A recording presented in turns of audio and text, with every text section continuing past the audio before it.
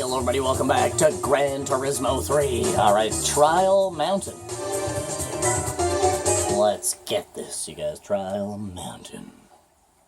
Bum bum bum. Bum bum bum. Bum bum bum bum bum. Bum bum.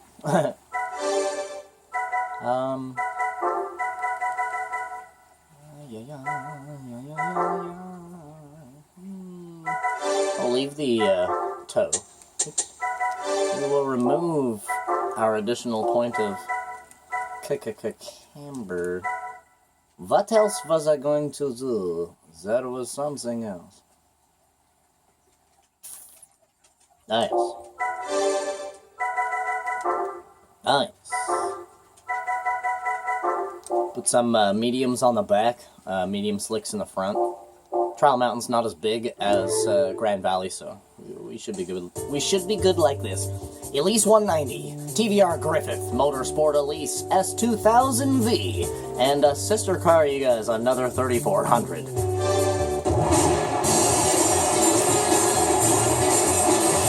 In the same color, too.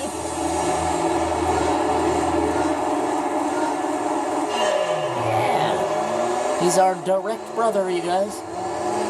Same silver.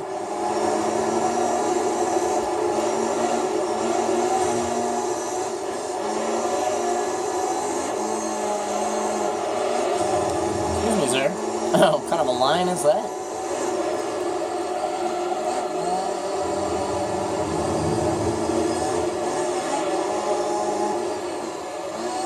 Whoop. Oh. I'm going.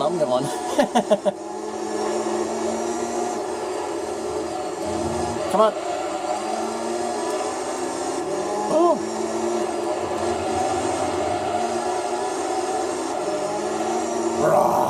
What's up, boy?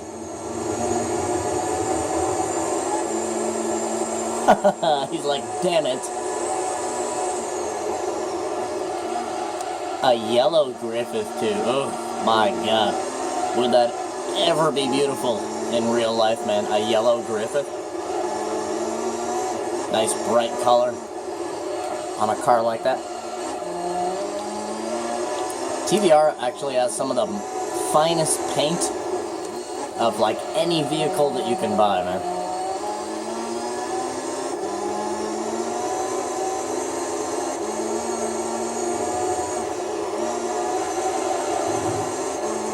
Whew.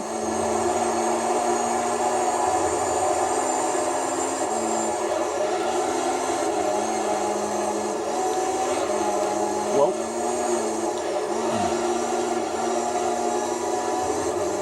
Oh, man. Dropping that medium set on the back really gave us an awful lot of... whoa, my controller unplugged or something. I was able to hit pause there. Give me one moment. I definitely don't want that to happen again.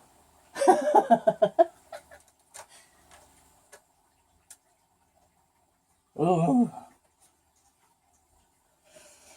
Oh. Totally ruined the day. Come on.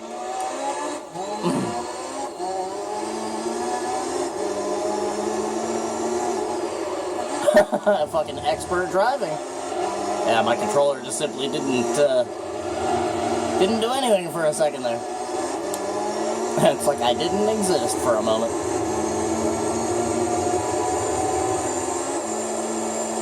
Yeah, I'm gonna order a new controller. I have another one that I can use.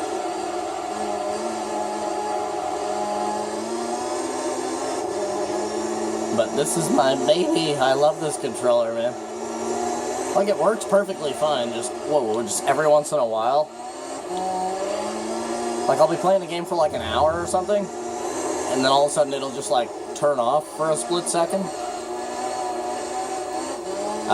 If you're wondering, this game does not pause by unplugging the controller. It does not automatically pause the game. So when I had no steering or anything like that, I just began hitting the start button repeatedly to pause it, or to try to pause it.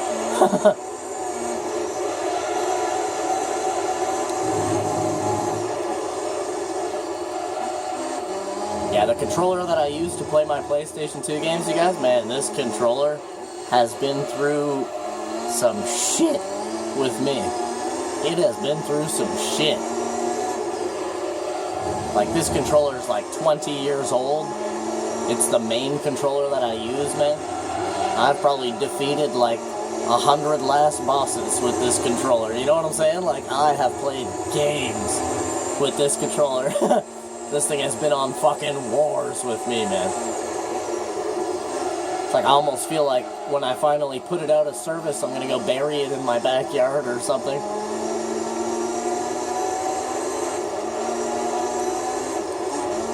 I'm gonna try to find a new one in the same color as this one.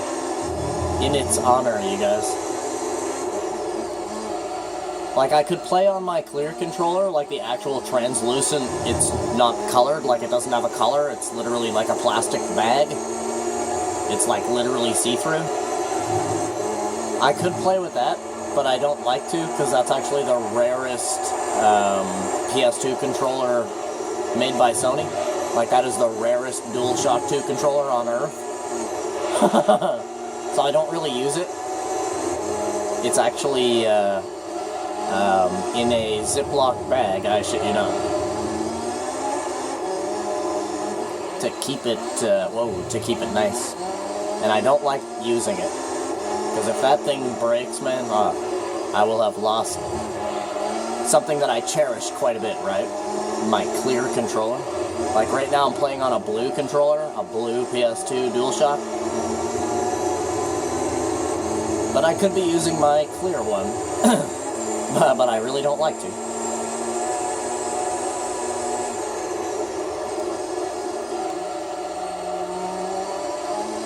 I mean, I have like 15 controllers. I would just have to clean the hell out of it before I actually use it.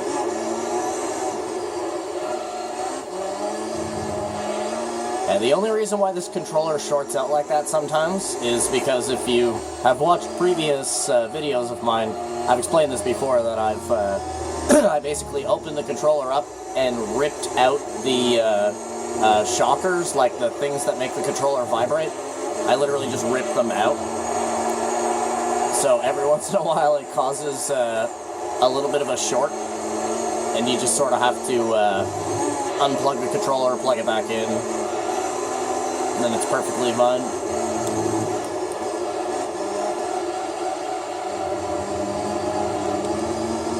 I just don't want this controller to vibrate.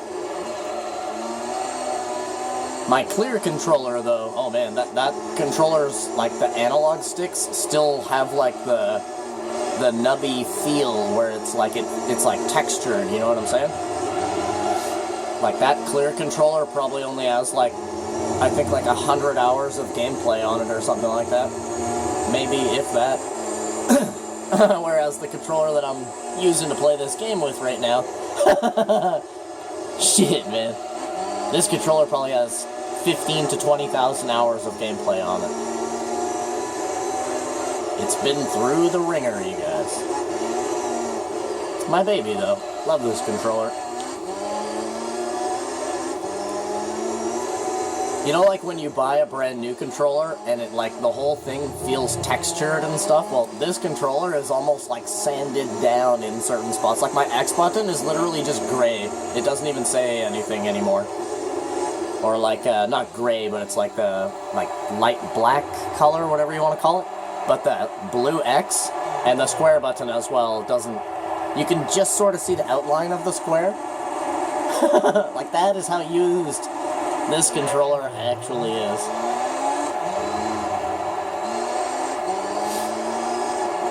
Alright, we're gonna have Big Boy right up our butt here. That TVR Griffith. Can't see him. There he is. So he is right behind us. Whoa, his tires are at optimum. While we are on cold. There he is.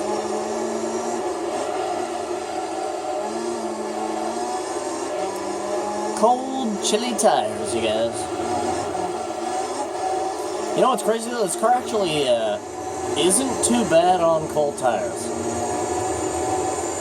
You do feel like that tiny little bit of loss of traction and loss of grip, but it's actually still able to sort of deal with it, even on full acceleration and stuff. You just sort of have to be on the steering wheel a little bit. See, like right there, I made like friggin' 14 adjustments to make that turn, you know what I'm saying? Like I was like left, right, left, right, left, right, left, left, right. You know? So you do have to sort of fumble with it a little bit. But it is actually capable of handling full acceleration and whatever else you throw at it, really.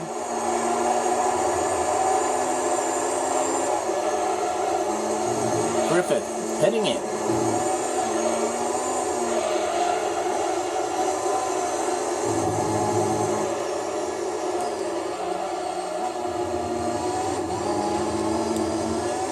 And the blue Motorsport Elise takes over second. Now, the Motorsport Elise did take a pit stop on Gran Valley, but Gran Valley is one of the biggest tracks in this game. So you kind of go through your tires relatively fast on Gran Valley. Gran Valley's also a warm track, whereas Trial Mountain is a little bit cool.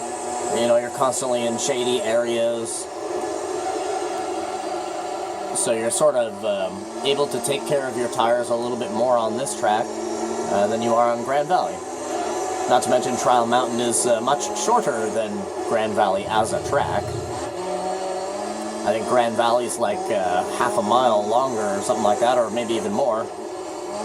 It's quite a bit bigger than Trial. So what I mean to say there is that I don't think the Motorsport Elise is going to have to take a pit stop on this track. Because if you remember back to Gran Valley, he went in on lap 9. And you could even see the semblance in the TVR Griffith, who went in on lap 5 on Gran Valley, but waited until lap 6 on Trial Mountain. So I think the Motorsport Elise is actually going to have this race in the bag.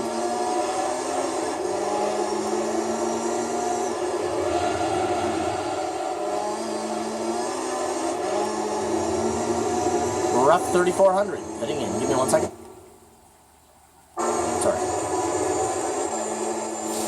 Sorry guys.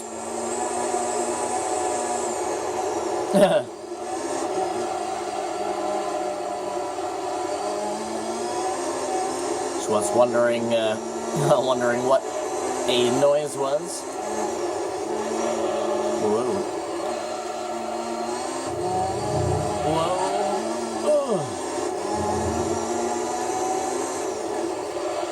Thought I heard a like a soft knock at my door.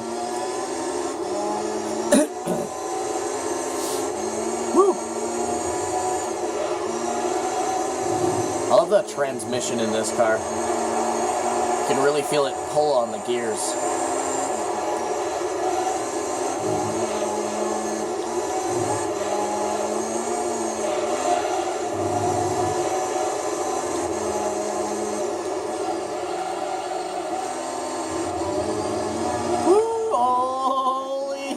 Oh.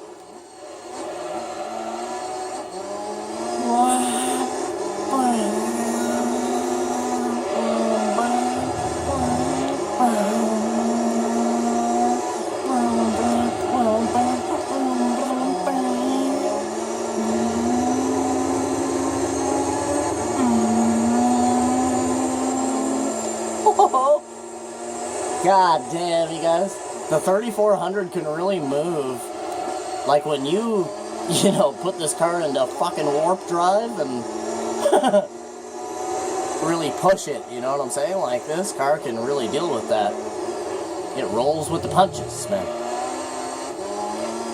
And then you could just go right back into conscientious track driving. Nice and relaxed. Not too many, you know, crazy moments or anything like that.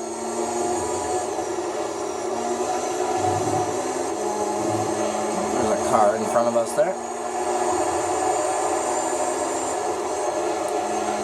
That's probably going to be the other Rough 3400, or maybe the S2000 again. I can't tell if it's black or silver. It's black. Looks like the other S2000. Yeah, it's the S2000. That S2000's not having a good time in the Spider and Roadster Cup. Which is surprising, because the S2000V is actually a really good car in this game.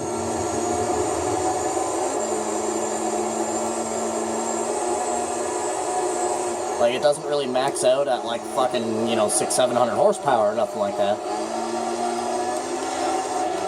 But, all cars on the table, man, the Type V is actually a really good car in this game.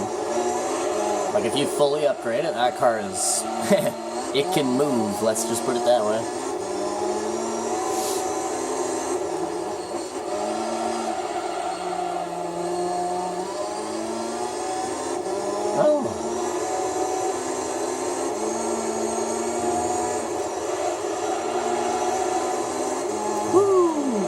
Yeah, the handling of this car is super precise, man. Once you get used to it, man, this thing is like fucking laser guided. And the Motorsport Elise did not pit, so he takes home glory here today on Trial Mountain. Good job. Man, that Motorsport Elise, god damn. I remember in Gran Turismo 2 was the first time driving the Motorsport Elise. That car is absolutely wild. That is a sweet little car. Kind of difficult to drive, though. It's very easy to lose control in that car. But if you do the suspension right, the suspension is key in any car that you're going to drive in this game. So it really helps to mess around with suspension. I mean, as long as you know, at least relatively know what you're doing, right? But, yeah, man, we'll do Cote d'Azur in the next one. So, thank you guys for coming out and watching this episode of Gran Turismo 3. Do me a favor, you guys, leave a like on the video. Maybe even subscribe to the channel. Other than that, I freaking love you, and I wish you the total best, as always. Hope you guys have a freaking awesome rest of your day, and I'll see you guys in the next one. Hey, Google! Tell me a joke! Why shouldn't you write with a broken pencil? Because it's pointless. Did you hear what she said, you guys? She said, why shouldn't you write with a broken pencil? Because it's pointless. Fucking hell. See you guys in the next one. Bye. Bye.